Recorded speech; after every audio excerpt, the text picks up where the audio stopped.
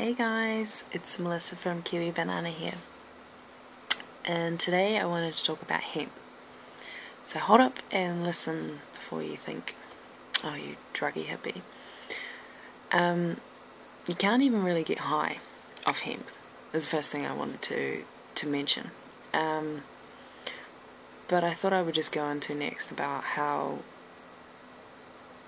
hemp has gotten the name that we know of it today.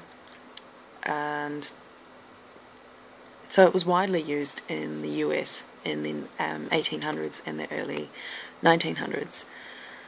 However, certain industries, like the cotton industry, did not like the competition that hemp imposed on it, and it was dangerous to many billion-dollar enterprises.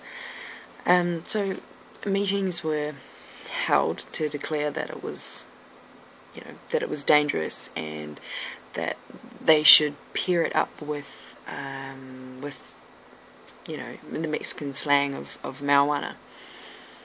And if you've ever seen a hemp or even just look it up on the internet, it does look very similar to marijuana. So basically the government wanted to sort of push this bad image onto the conscious people of America about hemp. And not long after that, there was the blitz of the yellow journalism, which is kind of like that you would put catchy headlines and that were not necessarily correct, and it would just be saying that about marijuana and about hemp, and that it would cause violence and insanity, and it was soul destroying, and there were propaganda films that were put out as well that sort of just said that marijuana was bad, and they were grouping hemp into that same category as well. And of course no one questioned it, because back then people didn't have resources like we do now, like the internet.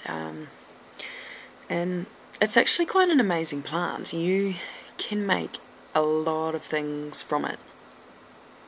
I'm just trying to think, what can you make from it? You can make clothes, fuel, plastics, building materials, rope, paper, linens, food, medicine, all sorts of things. And also it can grow in many different soils with no pesticides and very little environmental detriment compared to other alternatives. So I just want you guys to sort of, I guess this video is sort of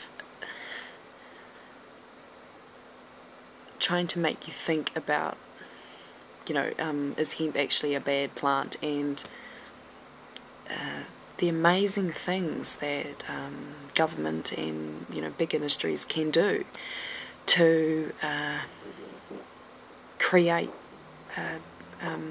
perceptions about things in the world, and they have a lot of power to do so. Many things around us, everyday things that we don't think twice about, but maybe we should. Those ideas about those things have been created by someone else, by something else, by an organisation that doesn't want us to think of that thing in a good way or in a bad way, because it's against their monetary interests. So I would like to think that maybe you guys have seen some of those things yourself, and you know, try not to become too overwhelmed by it, because it's everywhere and anywhere that we live. But yeah, it's just a topic that was on my mind, and I thought I'd do a wee video about it for you. So I hope you've done something that makes you happy today. See ya.